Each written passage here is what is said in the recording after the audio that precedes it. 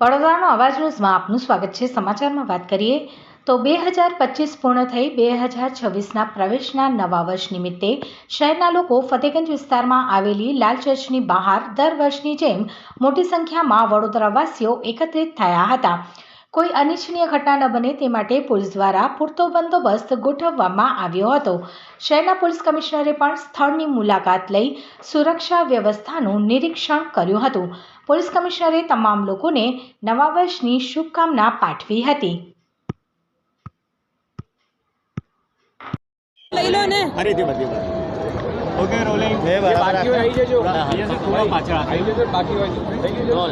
નવા વર્ષની સેલિબ્રેશન માટે વડોદરા શહેરના કેટલાક વિસ્તારોમાં લોકો ખૂબ મોટી સંખ્યામાં ભેગા થતા હોય છે, ખૂબ ઉત્સાહ અને ઉમંગ સાથે સેલિબ્રેશન કરતા હોય છે।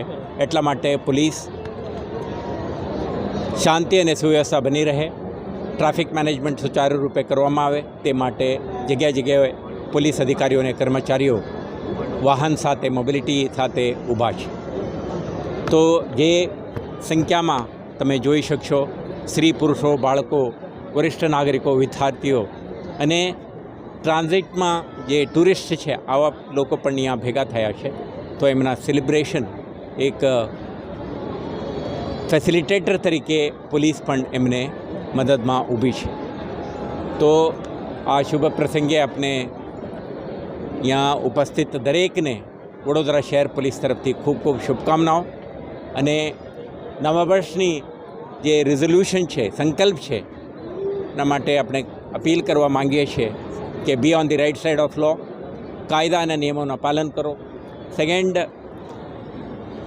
कायदो अने व्यवस्थाना निभावणी अने क्राइम प्रिवेंशन डिटेक्शन इन्वेस्टिगेशन कामगीरी में तमे शहर पुलिसनी साथ आपो। तमारा जीवन में टोबेको, अल्कोहोल अने नशीला पदार्थों थी तमे दूर रहवानी संकल्प करो अने छेल्ले अपना जे टैलेंट, अपना रिसोर्सेस, अपना मेहनत,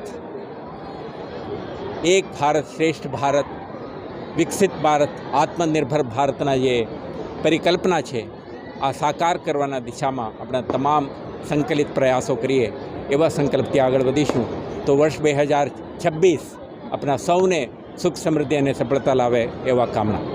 थैंक यू।